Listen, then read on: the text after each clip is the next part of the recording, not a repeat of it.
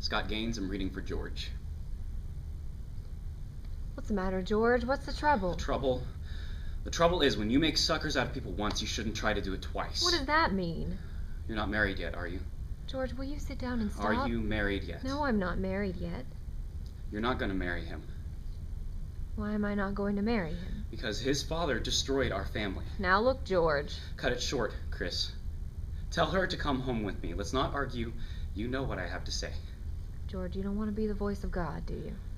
That's been your trouble all your life, George. You dive into things. What kind of a statement is that to make? You're a big boy now. I'm a big boy now. Don't come bullying in here. If you've got something to say, be civilized about it. Don't civilize me.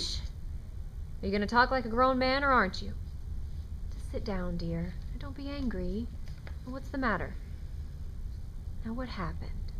You kissed me when I left, and now you come in here. My life turned upside down since you left. I couldn't go back to work. I wanted to go to Dad to tell him you would be married. I mean, it seemed impossible not to tell him he loved you so much. Annie, we did a terrible thing. I mean, not even to send him a card at Christmas. I didn't see him once since I came back from the war.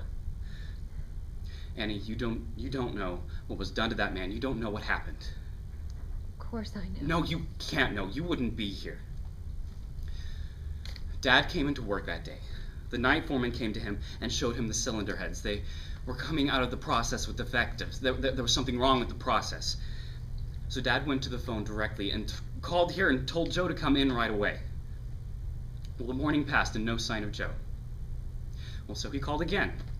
By this time, he had over 100 defectives, and the army was screaming for stuff, but Dad had nothing to ship, so Joe told him on the phone to weld and cover up the cracks in any way he could and ship them out. Are you through now? No, I am not through now. Dad was afraid. He wanted Joe here if he was going to do it. But Joe can't come down. He's sick. Suddenly. He comes down with the flu, suddenly.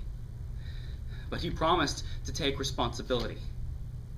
No, do you understand what I'm saying, Annie? On the phone, you can't have responsibility. In a court, you can deny a phone call, and that is exactly what Joe did. You know, the court believed him. The court knew he was a liar the first time. But in the appeal, they believed that lie. And now Joe is a big shot, and your dad is the patsy. So what are you going to do, Annie? Are you going to eat his food? Are you going to sleep in his bed? Answer me, Annie. What are you going to do? What are you going to do, George?